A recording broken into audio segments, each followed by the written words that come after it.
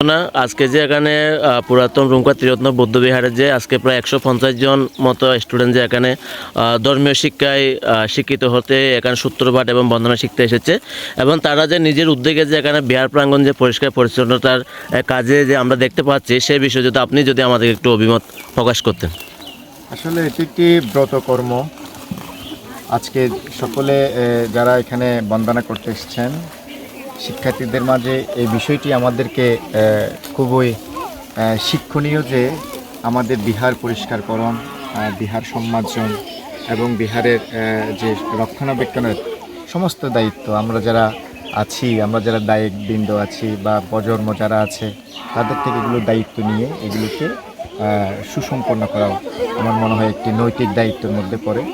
আজকে এখানে বন্দনা হয়েছে, ধর্মচর্চা হয়েছে, অনুশীলন হয়েছে, সাথে যদি এরকম বিহারাঙ্গিনা পরিষ্কার পরিচ্ছন্ন করার যদি একটা শিশুদের মাঝে, ছাত্রদের মাঝে যদি প্রেরণা যোগাতে পারি তাহলে আমরা ভবিষ্যতে এই বিহার, এই সমাজ, এই ধর্ম রক্ষার ক্ষেত্রে একটা অবদানের আমি মনে করি একটা সুবিধা হবে, একটা উপযোগী সিদ্ধান্ত হবে।